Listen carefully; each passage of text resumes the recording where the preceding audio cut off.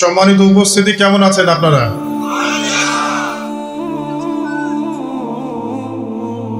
আলহামদুলিল্লাহ আলা কুল্লি হাল ওয়া ফি কুল্লি মাকান। যদিও বা বর্তমান প্রেক্ষাপটে একজন মুসলিম ভালো থাকতে পারে না। বর্তমান প্রেক্ষাপট এতই খারাপ, কিয়ামতের আলামতগুলো এমনভাবে প্রকাশ হয়েছে এখন যে একজন ইমানদার মুসলিমের পক্ষে নিশ্চিন্তে থাকা আর ভালো থাকাটা খুব কষ্টকর। তারপরেও নবী সাল্লাল্লাহু আলাইহি ওয়াসাল্লাম আমাদেরকে দিক নির্দেশনা দিয়েছেন যে যখন ফিতনার যুগ আসবে, ফিতনার যুগ বলতে চতুর্দিক থেকে ফিতনার ফাসাদ। ফিতনা ফাসাদ কেমন? মানে আল্লাহ রাব্বুল আলামিন কোরআনে একটা বিষয় বলছেন, সমাজ তার উল্টা চলছে, এগুলো ফিতনা। নবী সাল্লাল্লাহু আলাইহি ওয়াসাল্লাম হাদিসে একটা বিষয় বলেছেন, সমাজ তার উল্টা চলছে, এর নাম ফিতনা। পরিবারে ফিতনা, ধর্মের মধ্যে ফিতনা, সমাজে ফিতনা, অর্থনীতিতে ফিতনা, এখন সংস্কৃতির মধ্যেও ফিতনা। তো এই ফিতনাময় পরিবেশে নবী সাল্লাল্লাহু আলাইহি ওয়াসাল্লাম বলেছেন যে কেউ যদি ঈমান এবং আমলের উপরে, মানে নবী সাল্লাল্লাহু আলাইহি ওয়াসাল্লামের আদর্শের উপরে সবর করতে পারে, টিকে থাকতে পারে, তার জন্য 50 জন শহীদ সাহাবীর নেকি হবে ইনশাআল্লাহ। তো ফিতনাময় পরিবেশে যদি সবর করা যায়, হকের উপর অটল থাকার চেষ্টা করা যায়, ইনশাআল্লাহ আপনি 50 জন শহীদ সাহাবীর নেকি পাবেন ইনশাআল্লাহ। তো প্রত্যেকটা ক্ষেত্রেই আপনি ফিতনা পাবেন। পরিবারের দিকে তাকাবেন, দেখবেন পরিবারের বন্ধনগুলো আগের মতো নাই।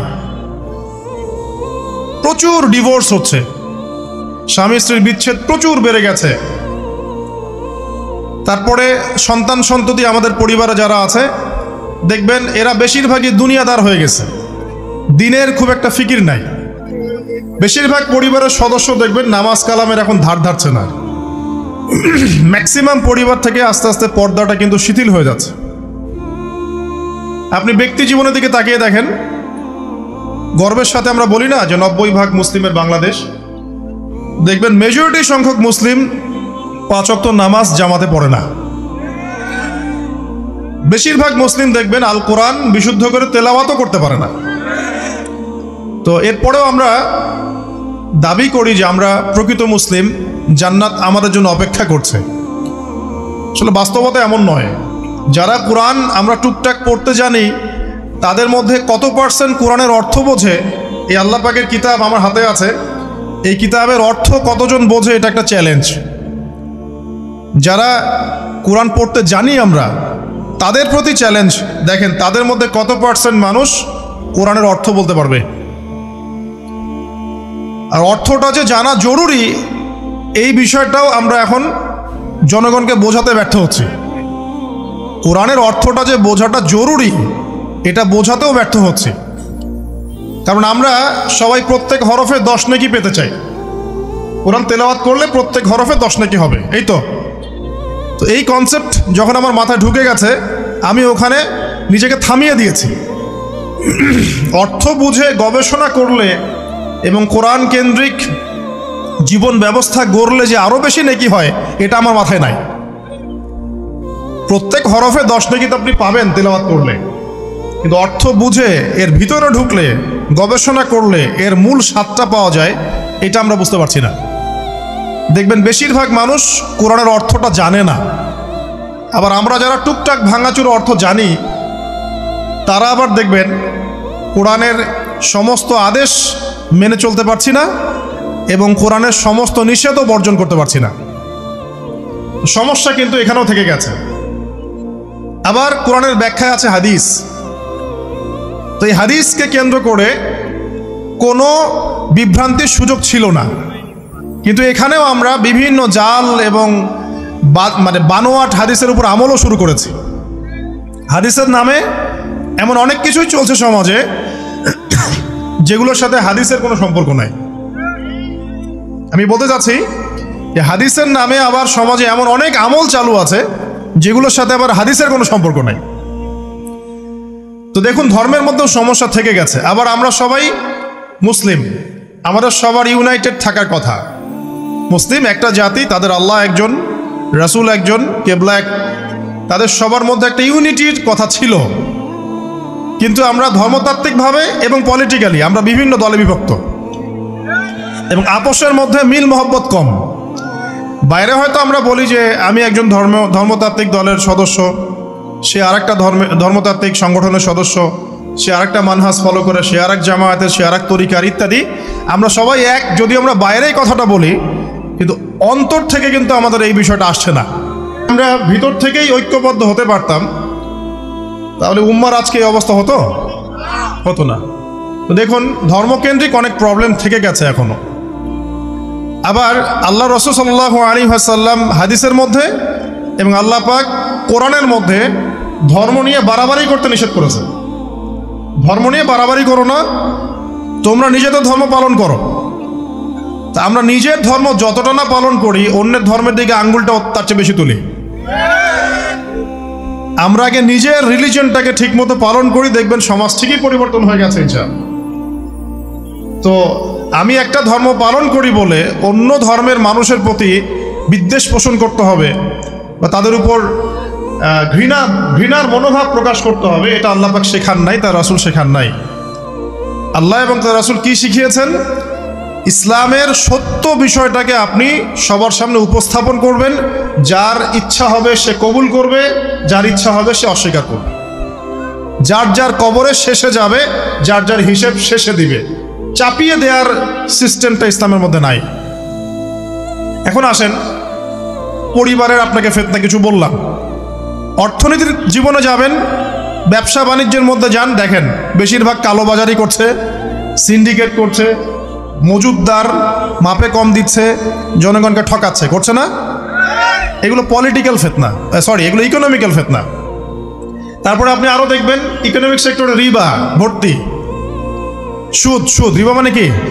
সুদ, রিবা দিয়ে ভর্তি। ঘুষ ছাড়া কাজ হচ্ছে না, ঠিক আছে?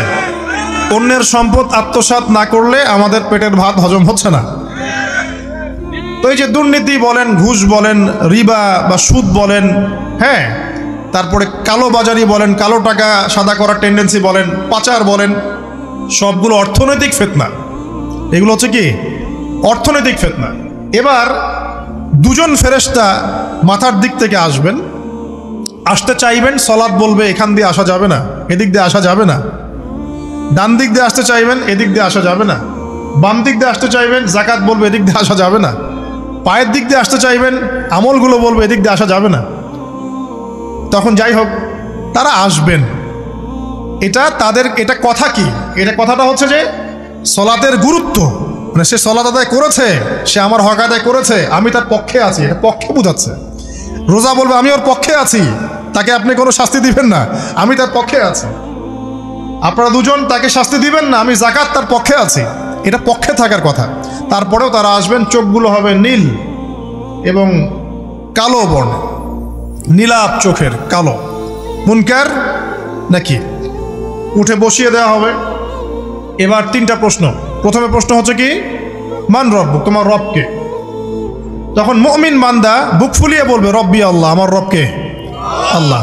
পৃথিবীতে যে ব্যক্তি আল্লাহর সাথে শিরিক করে নাই, আল্লাহর তাওহীদের উপর থেকেছে এবং তার উপরে মৃত্যুবরণ করেছে, ইনশাআল্লাহ সে ব্যক্তি এর উত্তর নির্দ্বিধায় দিতে পারবে ইনশাআল্লাহ। আর দুনিয়াতে যে বা যারাই আল্লাহর সাথে শিরিক করবে, আল্লাহর সাথে শিরকের পাপে লিপ্ত হবে, ওই অবস্থায় মারা যাবে, তাওহীদের উপর থাকবে না, কোশ্চিন কালেও মান রব্বুক উত্তর দিতে পারবে না। তারপরে প্রশ্ন হয়ে যাবে মা দিনুক, তোমার দিন কি ছিল? মুমিন বান্দা উত্তর দিবে কি? দীন ইসলাম, আমার দিন ছিল ইসলাম। এখানে শুনে রাখেন, পৃথিবীতে যারা ইসলামকে পরিপূর্ণরূপে পালন করবে তারাই এই উত্তর দিতে পারবে ইনশাআল্লাহ।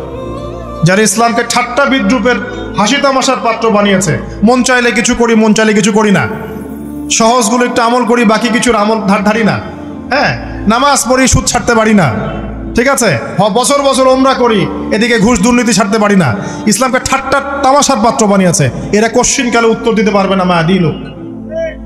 দিনে পরিপূর্ণরূপে ইসলামে প্রবেশ করতে বলেছেন আল্লাহ রাব্বুল আলামিন। যারা পরিপূর্ণরূপে ইসলামে প্রবেশ করবে এবং ইসলামের প্রতিটা মৌলিক বিধান মেনে চলবে, ইনশাআল্লাহ তারা এর উত্তর দিতে পারবে। এরপরে আসবে তৃতীয় প্রশ্ন। নবী সাল্লাল্লাহু আলাইহি ওয়াসাল্লামকে দেখানো হবে, যখন দেখানো হবে তখন সূর্য যখন ডুবে যায়, যে দৃশ্যটা আমরা দেখতে পারি না, ওই দৃশ্যটা ভেসে উঠবে এবং মুমিন বান্দা অস্থির হয়ে যাবে, বলবে আমাকে ছেড়ে দাও, আমি নামাজ পড়বো। সুবহানাল্লাহ। কারণ তার কাছে মনে হবে যে আসরের ওয়াক্ত হয়ে গেছে, আসরের ওয়াক্ত হয়ে গেছে, আসরের ওয়াক্ত চলে যাচ্ছে, আমাকে নামাজ পড়তে হবে। চিন্তা করেছেন? ওই যে একটা হাদিস আছে না, যে 7 শ্রেণীর মানুষকে আল্লাহ রাব্বুল আলামিন আরশের ছায়া ছায়া দিবেন, তার মধ্যে এক শ্রেণীর মানুষকে যার অন্তর মসজিদের সাথে ঝুলে থাকে, তার মন মসজিদের সাথে ঝুলেছিল। এই সূর্য ডুবে গেল বলে আমাকে ছেড়ে দাও, আমি নামাজ পড়তে যাব। তখন ফেরেশতারা বলবেন তোমাকে নামাজ পড়তে দেয়া হবে, তবে তার আগে তুমি এর উত্তর দাও। কি উত্তর? এই ব্যক্তির দিকে তাকাও। তখন নবী সাল্লাল্লাহু আলাইহি ওয়াসাল্লামকে দেখানো হবে, সাল্লাল্লাহু আলাইহি ওয়াসাল্লাম দরুদ পড়বেন। বলা হবে যে এই ব্যক্তির সম্পর্কে তোমার কি ধারণা? মান হাযা রাজুলু বুইসা ফীকুম, এই ব্যক্তি কে, যাকে তোমাদের কাছে পাঠানো হয়েছিল? মুমিন ব্যক্তি নির্দ্বিধায় বলে দিবে যে তিনি হচ্ছেন আমার নবী মুহাম্মদুর রাসূলুল্লাহ সাল্লাল্লাহু আলাইহি ওয়াসাল্লাম। দেখুন, পৃথিবীতে যে বা যারাই নবী সাল্লাল্লাহু আলাইহি ওয়াসাল্লামের সুন্নতের উপর আমল করবে, ইনশাআল্লাহ সে তার উত্তর দিতে পারবে। দুনিয়াতে যারা নবীর সুন্নতের 5 পয়সা পরোয়া করছে না, তার আদর্শের 5 পয়সা দাম দিচ্ছে না, তারা কোশ্চিনকালে উত্তর দিতে পারবে না। নাম হতে পারে আব্দুর রহমান, আব্দুর রহিম, নবীর সুন্নতের ধার ধারে না, তারা উত্তর দিতে পারবে না। নবীর সুন্নতের গুরুত্ব কত গভীর, এটা আমাদেরকে এখান থেকে বুঝতে হবে। তাই প্রিয় যুবক ভাইরা, মুসলিম ভাইরা, আমাদের জীবনটাকে নবীর আদর্শ এবং সুন্নতে ঢেলে সাজাতে হবে। সকাল থেকে সন্ধ্যা পর্যন্ত প্রতিটা কাজ করবো কার তরিকায়? রাসূলের তরিকা। নামাজ পড়বো তার তরিকায়, রোজা, সিয়াম, হজ, জাকাত, আমল, মুআমালাত, আখলাক সব কার তরিকায়? নবী সাল্লাল্লাহু আলাইহি ওয়াসাল্লামের তরিকা অনুযায়ী ইনশাআল্লাহ। আল্লাহ পাক তৌফিক এনায়েত করুন, আমিন। এবার ফেরেশতা দুজন জিজ্ঞাসা করবেন অবাক হয়ে যে তুমি কিভাবে এটা জানলে, তুমি কিভাবে এই 3টা প্রশ্নের উত্তর দিতে পারলে? কারণ বেশিরভাগ মানুষ তো উত্তর দিতে পারবে না, বেশিরভাগ মানুষই এই উত্তর দিতে পারবে না। কারণ কিয়ামতের মাঠে 1999 জন মানুষ জাহান্নামে যাবে, নাউজুবিল্লাহ।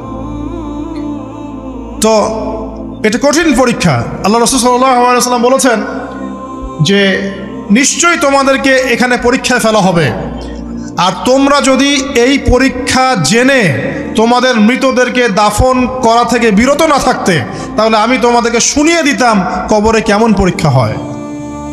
মানে যদি আমরা শুনতে পারতাম যে কবরে কেমন পরীক্ষা হয়, আমরা ভয়ে আমাদের মৃতদেরকে দাফন পর্যন্ত করতাম না। এটা নবীজি বলছেন সাল্লাল্লাহু আলাইহি ওয়াসাল্লাম। তাকে জিজ্ঞাসা করা হবে যে তুমি কিভাবে জানলে এটা? বেশিরভাগ মানুষ তো পারে না উত্তর দিতে। তখন সেই ব্যক্তি বলে বসবে, সেই ব্যক্তি বলবে যে করাতু কিতাব আল্লাহ, আমি আল্লাহর কিতাব এই কোরআন পড়েছি। মুমিন বলবে আমি আল্লাহর কোরআন পড়েছি, ফাআমানতু বিহি, আমি এর উপর ঈমান এনেছিলাম, ওয়া সাদ্দাকতু, এবং সত্যায়ন করেছিলাম। সুবহানাল্লাহ। অতএব দুনিয়াতে যারা দ্বীনের জ্ঞান অর্জন করছে না, কোরআন পড়ছে না, হাদিস পড়ছে না, পড়াশোনার চেষ্টা করছে না, জানার চেষ্টা করছে না, কবরে পাওয়া ডিফিকাল্ট আছে। এটা একটা অন্যতম প্রশ্ন। আমরা কিন্তু মনে করি 3টা প্রশ্ন হচ্ছে, আসলে প্রশ্ন হচ্ছে কয়টা? 4টা। 3টার পরে আরো একটা এক্সট্রা। কিভাবে জানলে? তখন উত্তর দিচ্ছে আমি আল্লাহর কিতাব পড়েছি, ঈমান এনেছি, সত্যায়ন করেছি। সুবহানাল্লাহ। নবী সাল্লাল্লাহু আলাইহি ওয়াসাল্লাম হাদিসের পরের অংশে বলছেন যে যখন কাফের বান্দাকে উঠানো হবে, তখন ডানেও কিছু নাই, বামেও কিছু নাই, সামনে পিছনে কিচ্ছু নাই। মাথার দিক থেকে ফেরেশতারা চলে আসবেন, উঠিয়ে বসানো হবে, প্রশ্ন করা হবে কে তোমার রব? একটাই উত্তর, লা আদরি, আমি জানি না। নাউজুবিল্লাহ। কি তোমার দিন? লা আদরি, আমি জানি না। এই যে আল্লাহর তো খবর নাই, আল্লাহ পাকের বিধান মেনে চলার কোনো খবরই নাই, পরোয়াই নাই। সে জানবে কিভাবে ইসলাম কি জিনিস? সে জানবে কিভাবে আল্লাহ কি জিনিস? ও তো আল্লাহকে চিনেই না। দিব্যি বলে বেড়াচ্ছে মহাবিশ্ব সৃষ্টি হয়েছে বিগ ব্যাং থেকে, আল্লাহ বলে কেউ নাই। মানুষ সৃষ্টি হয়েছে বান্দর থেকে, নাউজুবিল্লাহ। মানুষ তো আল্লাহকে চিনছে না। এখনো মানুষ মনে করছে যে আল্লাহ বলতে কেউ নাই। এবং এই মুক্ত চিন্তার নামে, বাক স্বাধীনতার নামে নাস্তিকতার যে চর্চাটা বেড়েছে বাংলায়, এটা আশঙ্কাজনক। বড় বড় বিশ্ববিদ্যালয় থেকে পড়ে আসছে, অনেক সময় দেখলাম বড় বিশ্ববিদ্যালয়ের প্রফেসর, সে বলছে যে মহাবিশ্ব বিগ ব্যাং দিয়ে সৃষ্টি হয়েছে, সৃষ্টিকর্তা নাই এখানে। তো মুসলিম বিজ্ঞানীর একটা কথা বলতেন যে মানুষ বিজ্ঞান সম্পর্কে অল্প জানলে নাস্তিক হয়ে যায়, আর অনেক গভীর জ্ঞান অর্জন করলে আল্লাহর কাছে আত্মসমর্পণ করে। খেয়াল করে দেখবেন ডক্টর, ইঞ্জিনিয়ার যারা বড় বড় লেভেলে চলে গেছেন, অনেক সিনিয়র, তারা কিন্তু বেশিরভাগ নামাজি দেখবেন, নামাজ পড়ে, দান সৎকার করে, সমাজ কল্যাণমূলক কাজ করে। তারা কিন্তু রোগীর সেবা করতে গেলেও বলে যে নামাজ পড়িয়েন, রোজা রাখিয়েন, তারা কিন্তু বলে। অনেক ডক্টর আমি দেখেছি এমন, যারা যত বেশি গবেষণা করে তারা তত বেশি আস্তিক হয়ে যায়, আর টুটাফাটা গবেষণা করলে নাস্তিক হয়ে যাবেন। কত প্রশ্ন, ইসলামের এটা কেন, ওইটা কেন, ইসলামে বহুবিবাহ কেন, হ্যাঁ ইসলামে কি পর্দার বিধান কেন, তারপর ইসলামে এত রেস্ট্রিকশনস, এত বাইন্ডিংস কেন, হ্যাঁ স্বাধীনতা নাই কেন, কত প্রশ্ন, ইসলামের এগেনস্টে কত তীর এখন ছোড়া হচ্ছে। তো এই ব্যক্তি কেমন করে উত্তর দিবে যে মাহদিনুক, তোমার দিন কি? আল্লাহর দিকে কত প্রশ্ন ছোড়া হচ্ছে, কত শিরকের পাপ আমরা করছি, অনেক সময় মুসলিম হয়েও শিরকের পাপ করছি। কিভাবে উত্তর দিবে মান রব্বুক? 3 নাম্বার প্রশ্ন যখন করা হবে, এই ব্যক্তিকে দেখো দেখি, সে বলবে যে আমি জানি না এই ব্যক্তিকে, তবে শুনেছিলাম, মানুষের মুখে শুনেছিলাম, মানুষ যা বলতো আমি তাই বলতাম। মানে সে রাসূল সাল্লাল্লাহু আলাইহি ওয়াসাল্লামের নাম শুনেছিল হয়তো বা, কিন্তু তার সুন্নত বা আদর্শ কখনো মেনে চলে নাই, পারলো না। এবার জান্নাতি ব্যক্তি হলে কি হতো? ওই যে সূর্য ডুবছিল যেখানে, তার দৃষ্টির সীমা পর্যন্ত কবরকে প্রশস্ত করে দেওয়া হতো, এবং জান্নাতের একটা দরজা তার কবরে খুলে দেওয়া হতো। এটা কিভাবে করা হবে সেটা আল্লাহ পাক জানেন, এটার ব্যাখ্যা করার জ্ঞান আল্লাহ আমাদেরকে দেন নাই। যেই মানুষের ক্ষুদ্র জ্ঞানে মানুষ ব্যাকটেরিয়া ভাইরাস নিয়ে গবেষণা করতে হিমশিম খেয়ে যায়, সে মহাবিশ্বের স্রষ্টা নিয়ে কিভাবে গবেষণা করবে? আল্লাহ পাকের অসীম জ্ঞানের সামনে আমার জ্ঞান কি? খুবই ক্ষুদ্র। একটা হাদিসে এসেছে বুখারী শরীফের মধ্যে, যে একটা মহাসমুদ্রের মধ্যে যদি একটা পাখি 1 ফোঁটা পানি উঠিয়ে নিয়ে যায়, ওই 1 ফোঁটা পানি হচ্ছে মহাবিশ্বের জ্ঞান, আর বাকি পুরো মহাসাগর হচ্ছে আল্লাহ পাকের জ্ঞান। তো আমরা এই ক্ষুদ্র জ্ঞানের মানুষ হয়ে আল্লাহর জ্ঞানকে কেমন করে পেনিট্রেট করতে পারি? তো আল্লাহ পাক জান্নাতের দরজাগুলো খুলে দিবেন, একটা দরজা খুলে দিবেন, সেখান থেকে বাতাস আসবে, জান্নাতের নাজ নেয়ামত উপভোগ করতে থাকবে, এবং তার রূহটাকে সবুজ রঙের পাখির আকৃতিতে জান্নাতে রেখে দেওয়া হবে। ইল্লিন মানে ওখানে জান্নাতের নিয়ামত সে পাবে। এটাকে বলা হয় দারুল বারজাখ বা বারজাখের জীবন। জীবন অনেকগুলো, একটা ছিল রুহের জগৎ, রুহের জগতে আমরা সবাই ছিলাম। শোনেন, রুহের জগতে যার সাথে যার বন্ধুত্ব ভালোবাসা গভীর ছিল, দুনিয়াতে তার সাথে তার ভালোবাসা বেশি। এটা হয়তো জানেন না, জানতেন হাদিসটা? রুহের জগতে যদি কখনো আপনার সাথে আমার দেখা হয়ে থাকে, দুনিয়াতে আপনার সাথে আমার দেখা হবে ইনশাআল্লাহ। রুহের জগতে যদি আপনার আমার মধ্যে ঘনিষ্ঠ ভালোবাসা থেকে থাকে, এখানেও ভালোবাসা হয়ে যাবে ইনশাআল্লাহ। এটা বলে আমি আবার তোমাদের বয়ফ্রেন্ড গার্লফ্রেন্ড ভালোবাসা বুঝাই নাই, ওই ভালোবাসার কথা বলি নাই। আবার রুহের জগতে বিদ্বেষ, এখানেও দেখবেন বিদ্বেষ। ওটা একটা জগৎ ছিল যেখানে আল্লাহ পাক সমস্ত আদম সন্তানকে সৃষ্টি করে তাদের রুহটাকে রেখেছিলেন এবং ওয়াদা নিয়েছেন। কি ওয়াদা? আল্লাহ পাক বলেছিলেন আলাস্তু বিরব্বিকুম, সূরা আরাফের 182 নম্বর আয়াত পড়ে দেখবেন, 182 নম্বর আয়াত। আল্লাহ পাক বলেছিলেন যে আমি ওয়াদা নিয়েছিলাম, আলাস্তু বিরব্বিকুম, আমি কি তোমাদের রব নই? আমরা সবাই বলেছিলাম বেলা ইয়া রব্বি, অবশ্যই আপনি আমাদের রব। দুনিয়াতে এসে আমরা ভুলে গেছি। এই ভুলে যাওয়াটা মনে করায় দেওয়ার জন্যই আল্লাহ পাক আসমানে কিতাব নাজিল করেন, নবী রাসূল পাঠান, আমাদের কান পর্যন্ত ইসলামের দাওয়াত পৌঁছে দেন, যাতে আমরা মনে করতে পারি। এবার আসেন রুহের জগতের পর আসলাম এই যে দুনিয়ার জগৎ, দারুদ দুনিয়া। দুনিয়ার মধ্যে আছি হয়তো 50, 60, 70, 100 বছর হাইয়েস্ট। এরপর যাবে দারুল বারজাখ, বারজাখের জগৎ।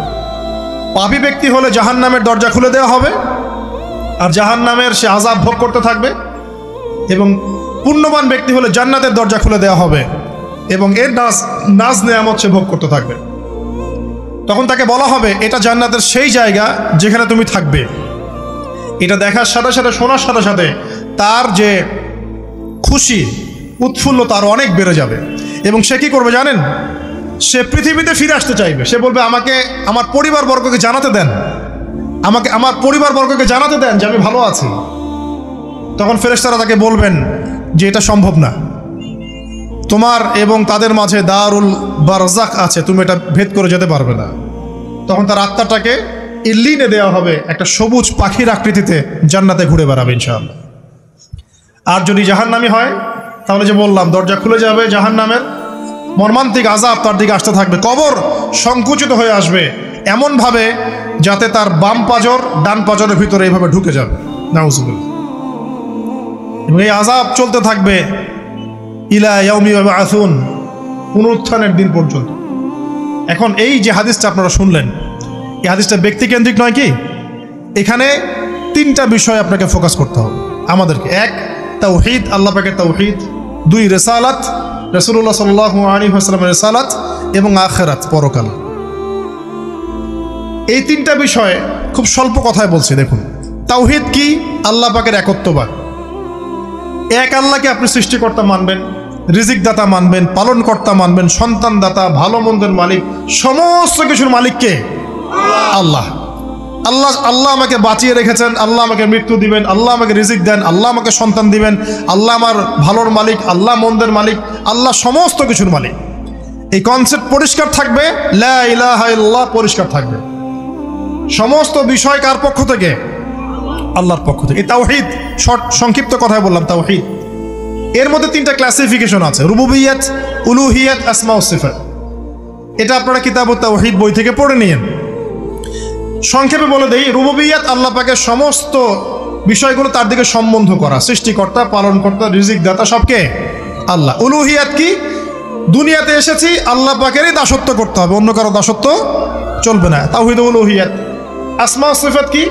আসমা সিফাত মানে হচ্ছে আল্লাহ পাকের নাম গুণাবলীগুলো আছে, আল্লাহ পাক রহমান, আল্লাহ পাক রাহিম, আল্লাহ পাক রাজ্জাক, হ্যাঁ, আল্লাহ পাক গফুর, আল্লাহ পাক শদীদুল ইকাব, সমস্ত গুণাবলী কার? আল্লাহ। এই হলো আসমা ও সিফাত। আল্লাহ পাক যেমন, আল্লাহ পাক তেমন, আল্লাহ পাক নিজের মতো, কারোর সাথে তুলনীয় নন। হুয়াল্লাহু আহাদ, একক। আল্লাহুস সামাদ, তিনি অমুখাপেক্ষী। লাম ইয়ালিদ ওয়া লাম ইউলাদ, তিনি জন্ম দেননি, জন্মিতও নন। ওয়া লাম ইয়াকুল লাহু কুফুয়ান আহাদ, তার সমতুল্য আর কিছুই নাই। আল্লাহ থেকে সব কিছু হয়, এটাই হলো তাওহীদ। এখন এর তাওহীদের বিরুদ্ধে গেলে কি হয়ে যাবে?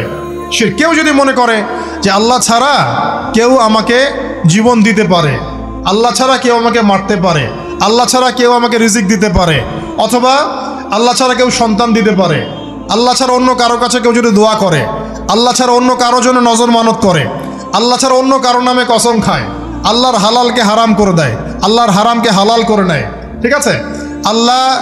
আল্লাহ থেকে শুভ অশুভ আসে না, শুভ আল্লাহর পক্ষ থেকে আসে, অশুভ শয়তানের পক্ষ থেকে আসে, এমনও যদি কেউ মনে করে, শুভ অশুভ দুটোই আল্লাহর পক্ষ থেকে আসে, কিন্তু কেউ যদি মনে করে না শুভগুলো আল্লাহর পক্ষ থেকে, অশুভগুলো শয়তানের পক্ষ থেকে, এমনও যদি মনে করে, শিরক হয়ে যাবে।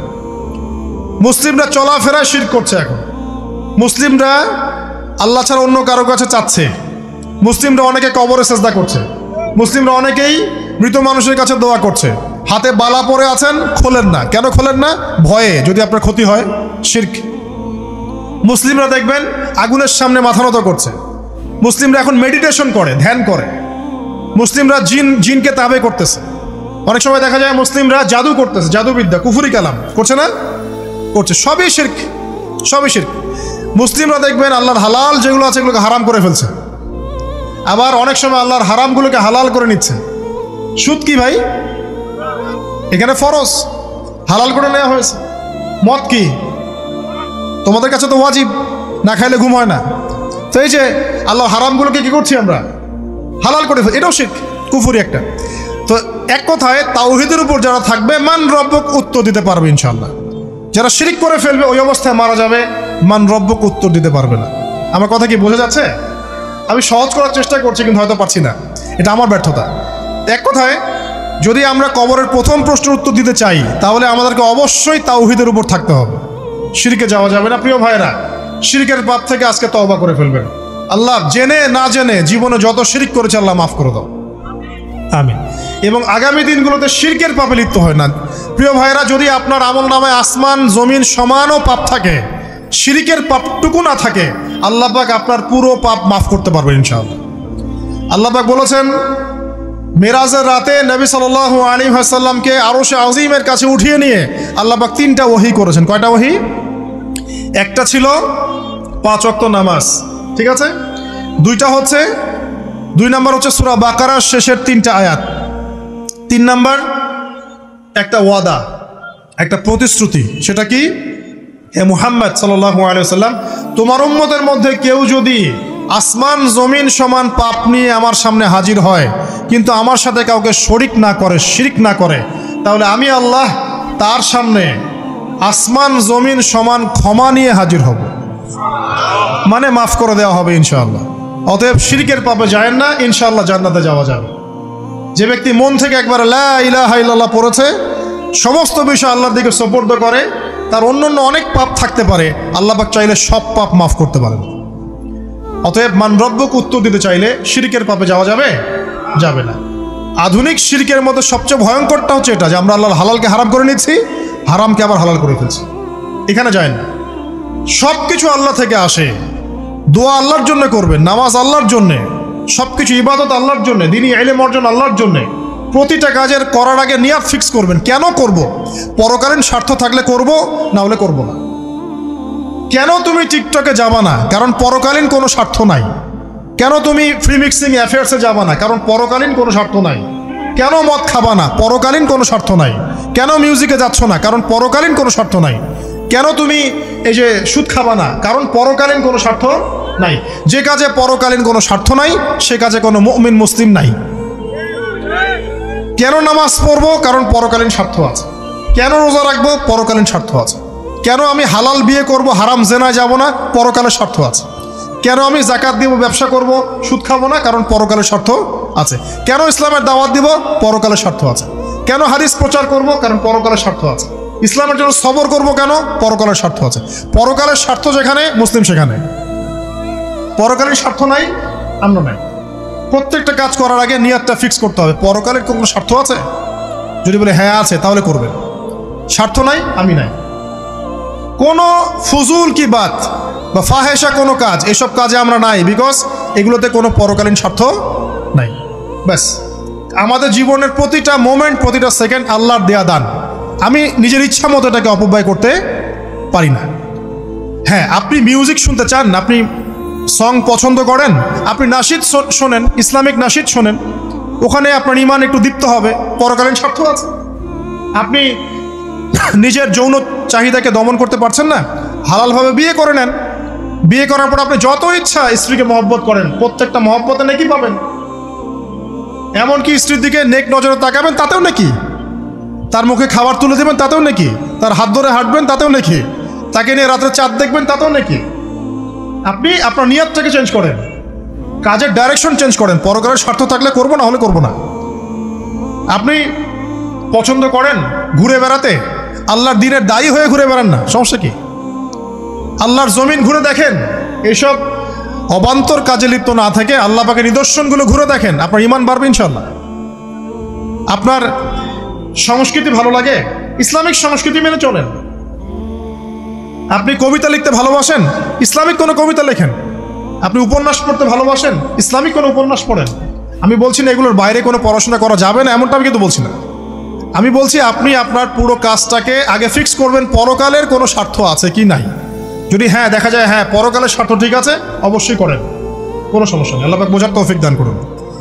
তো দেখুন প্রিয় ভাইরা, শিরকের পাপে যাওয়া যাবে না।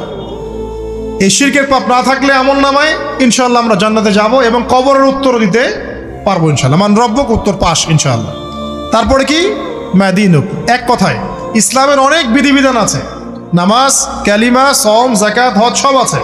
আমর বিল মারুফ, নাহি আনিল মুনকার, পিতামাতার খেদমত, প্রতিবেশীর অধিকার, স্ত্রীর অধিকার, তারপরে সন্তানদের অধিকার, যাকাত, সব কিছুই আছে। এখন যদি ইসলামের কিছু অংশকে মেনে নেন, কিছু অংশকে না মানেন, এটা কিন্তু কুফরি। ইসলামের কিছু অংশকে মানছেন, কিছু অংশকে মানছেন না, এটা কিন্তু কুফরি। ইসলামের পরিপূর্ণ বিধানটাকে যদি মেনে চলেন, ইনশাআল্লাহু আযজা ওয়া জাল আপনি মাদিনুক উত্তর দিতে পারবেন। আপনি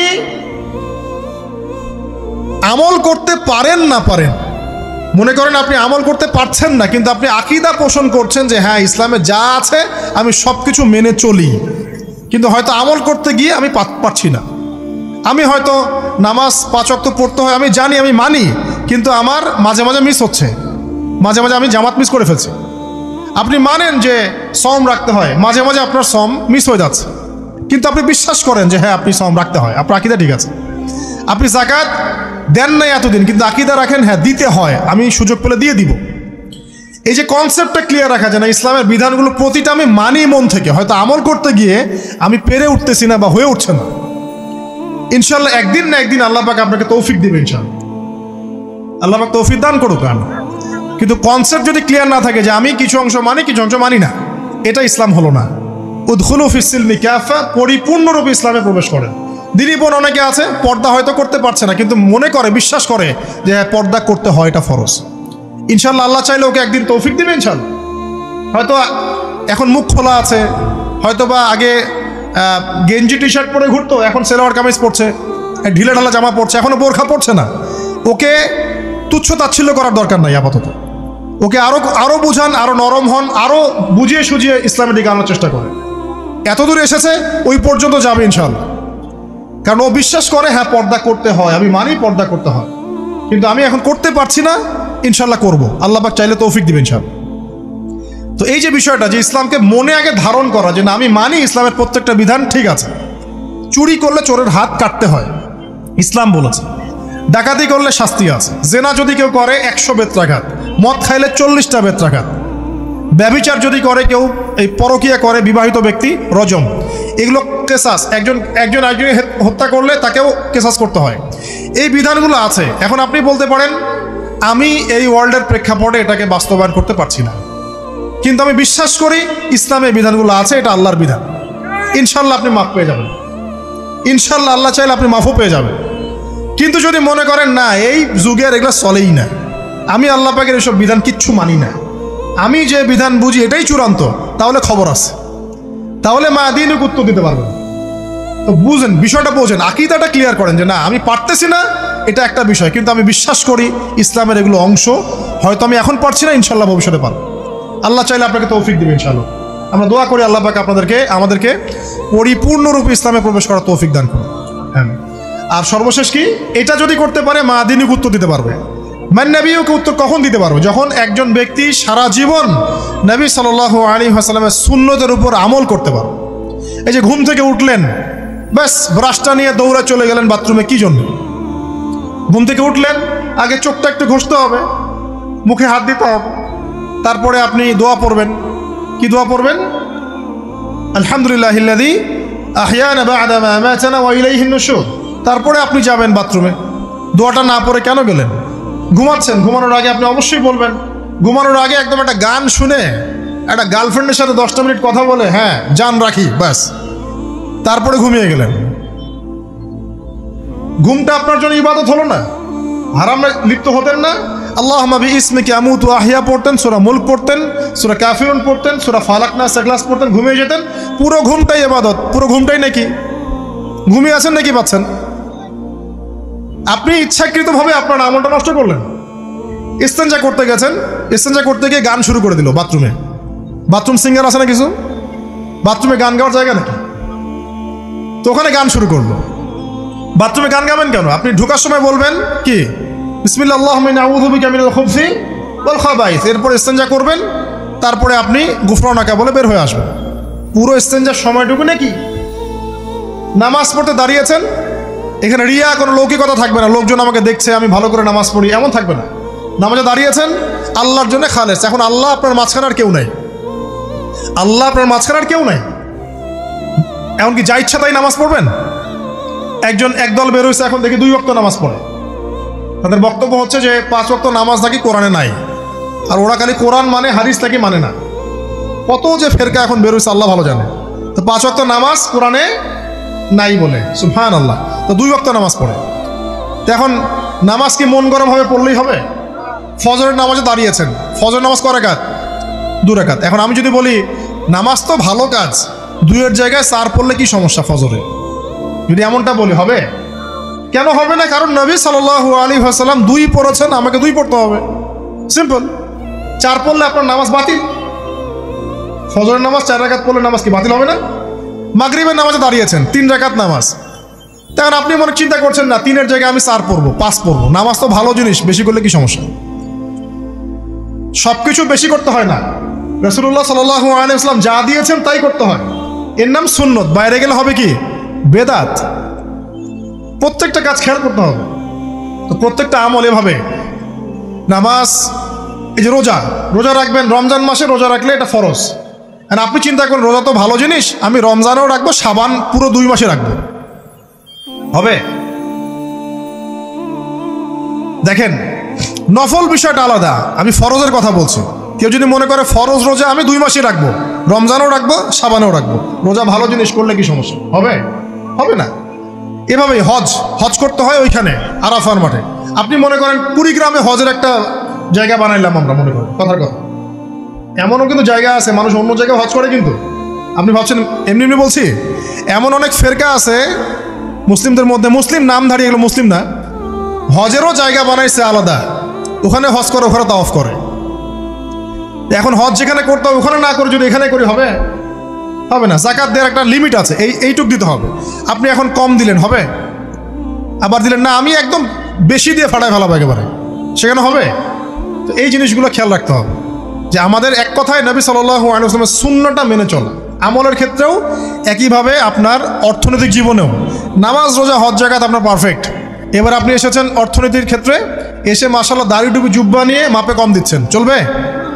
দাড়ি টুপি জুব্বা আছে, মানুষকে ঠকাচ্ছেন, মজুত করছেন, সিন্ডিকেট করছেন, অনেক সময় সরকারকে বিব্রত করে ফেলছেন, মাল মজুত করছেন, দাম বেড়ে যাচ্ছে, বিব্রত হচ্ছে সরকার, হবে?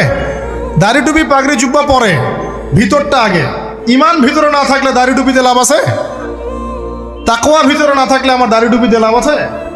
মুহসিন হতে হবে। সো ইকোনমিক সেকশনে গিয়েও নবীর আদর্শ ভুলে যাওয়া যাবে না, সেখানেও তার আদর্শ মেনে চলতে হবে। এভাবেই সমাজ জীবন, পরিবার, সর্বক্ষেত্রেই নবীর সুন্নাহ মেনে চললে পরে ওই ব্যক্তিকে উত্তর দেওয়া যাবে ইনশাআল্লাহ, তিনি আমাদের নবী মুহাম্মদ রাসূলুল্লাহ সাল্লাল্লাহু আলাইহি ওয়াসাল্লাম। সর্বশেষ গিয়ে বলা হবে কিভাবে জানলে? তখন উত্তর কি দিবে মুমিন? আমি আল্লাহর কিতাব পড়েছি, ঈমান এনেছি, এরপরে আমি সত্যায়ন করেছি। তার মানে পড়াশোনা করতে হবে না ভাই? আল্লাহর কিতাব পড়তে হবে না? কারা কারা আল্লাহর কিতাব পড়তে জানেন? হাত তোলেন। আলহামদুলিল্লাহ। আগামী রমজান আসার আগেই পুরো কোরআন এক খতম করবেন, পারা যাবে ইনশাআল্লাহ? এবং প্রত্যেক দিন আমাকে ওয়াদা করেন, প্রত্যেক দিন 1 পারা করে কোরআন তেলাওয়াত করব, পারবেন ইনশাআল্লাহ? না বলেন পারবো ইনশাআল্লাহ? পারবো ইনশাআল্লাহ। আল্লাহ পাক তৌফিক দান করুন, আমিন। কোরআন পড়তে হবে। শুধু কি জাস্ট তোতা পাখির মতো পড়েই যাবেন সারা জীবন? অর্থটা একটু বোঝার চেষ্টা করবেন না ভাই? করা উচিত না? করা উচিত। যদি আপনার সামর্থ্য থাকে আপনার অবশ্যই করা উচিত। সামর্থ্য নাই, বয়স হয়ে গেছে, পারেন না, সেটা আলাদা বিষয়। সামর্থ্য আছে আপনার অবশ্যই উচিত। আলহামদুলিল্লাহি রাব্বিল আলামিন মানে কি? আর রহমানির রহিম মানে কি? মালিকি ইয়াউমিদ্দিন বলছি, এটা মানে কি? ইয়াকা না'বুদু বলছি, ওয়া ইয়াকা নাস্তাঈন, এর অর্থ কি? ইহদিনাস সিরাতাল মুস্তাকিম মানে কি? সিরাতাল লাযীনা আন'আমতা আলাইহিম গায়রিল মাগদুবি আলাইহিম ওয়ালাদ-দালিন, কি অর্থ, কি বললাম? নামাজে এটার অর্থ জানলে মনোযোগ কি ডানে বামে যাবে? যাবে না ইনশাআল্লাহ। এই যে আল্লাহ পাক বলছেন, ইয়া আইয়ুহাল্লাযীনা আমানুত্তাকুল্লাহ, হে মুমিনগণ আল্লাহকে ভয় করো, হাক্কা তুকাতিহি ওয়া লা তামুতুন্না ইল্লা ওয়া আনতুম মুসলিমুন, তোমরা এমনভাবে আল্লাহকে ভয় করো, ভয় করার মতো ভয় করো, এবং পরিপূর্ণ মুসলিম না হয়ে মৃত্যুবরণ করো না। এর অর্থটা জানলে ভালো লাগলো না? বুঝতে পারলাম না কোরআনটা? আল্লাহ বলছেন ওয়াদারু মা বাকিয়া মিনা রিবা, সুদের অবশিষ্ট অংশ ছেড়ে দাও। ওয়া ইল্লাম তাফআলু ফাআযানু বিহারবিন মিনাল্লাহি ওয়া রাসূলিহি, যদি না করো আল্লাহ এবং রাসূলের সাথে যুদ্ধের ঘোষণা শুনে রাখো। অর্থ জানলে হেদায়েত পাওয়া যায় না? অতএব অর্থটা জানার চেষ্টা করেন। আল্লাহ পাক তৌফিক ইনায়াত করুন। অর্থ বোঝার ক্ষেত্রে যদি কোনো প্রতিবন্ধকতা পান সামনে, আলেম ওলামার কাছে যাবেন, জিজ্ঞাসা করে অর্থ জেনে নেবেন। নিজে নিজে আবার মন গড়া ব্যাখ্যা করতে যায় না। কোরআন বুঝতে গেলে হাদিস লাগবে, হাদিসগুলো পড়তে হবে। হাদিসের কিছু বই কিনবেন, রিয়াদুস সালেহিন, ফয়জুল কালাম, এই যে আপনারা পড়েন, মুনতাখাব হাদিস পড়েন, ঠিক আছে, বুলুগুল মারাম মিন আদিল্লাতিল আহকাম, মিশকাতুল মাসাবি, এই বইগুলো বাসায় রাখবেন। এরপরে আস্তে আস্তে কিনবেন আবু দাউদ, তিরমিজি, নাসাই, এগুলো কিনবেন। পরে গিয়ে বুখারী মুসলিমের অনুবাদ কিনবেন, আগে কিনবেন না। এগুলো কঠিন হাদিস, এগুলো আগে পড়লে আপনি মাথাটা আপনার কিন্তু ঘুরতে থাকবে। আগে কি ক্লাস 8-এ পড়বেন না আগে এইচএসসি দিবেন? আগে ক্লাস 7-8 পার করে যান, তারপরে ওদিকে যান। আল্লাহ বোঝার তৌফিক দান করুন। প্রিয় ভাইরা, ইলম অর্জন করতে হবে। ইলম অর্জন করলে পরে আপনি তালেবে ইলম, তালেবে ইলমের পায়ের নিচে আল্লাহর ফেরেশতারা পাখা বিছিয়ে দিবে ইনশাআল্লাহ তাআলা। ইলম অর্জন করে আপনি যখন আলেম হবেন বা দ্বীনের জ্ঞান অর্জন করবেন, তখন আপনি দাওয়াতের কাজও করতে পারবেন। আপনার দাওয়াতে যত মানুষ ইসলামের দিকে আসবে সমস্ত নেকি আপনি পাবেন ইনশাআল্লাহ। এবং যখন আপনি আরো বড় আলেম হয়ে যাবেন, আল্লাহ তৌফিক দান করুন, তখন আসমানের যত মাখলুক এবং জমিনের যত মাখলুক, এমনকি গর্তের মধ্যে যে পিপিলিকা আছে সেগুলাও, এমনকি সাগরের নিচের মাছ আপনার জন্য ইস্তেগফার করবে, দোয়া করবে ইনশাআল্লাহ। আল্লাহ পাক আমাদের সবাইকে শিরক মুক্ত আমল করার তৌফিক দান করুন, আমিন। আল্লাহর তাওহীদের উপর থাকার তৌফিক দান করুন, আমিন।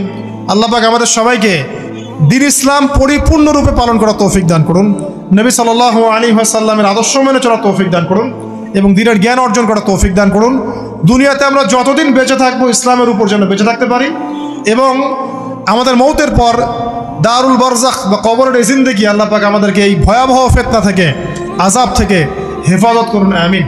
সবাই একটা দোয়া পড়েন আমার সাথে, আল্লাহুম্মা ইন্না নাউযু বিকা মিন আযাবিল কবরি ওয়া আযাবি জাহান্নামা ওয়া মিন ফিতনাতিল মাহইয়া ওয়াল মামাত ওয়া মিন শাররি ফিতনাতিল মাসিহিদ দাজ্জাল।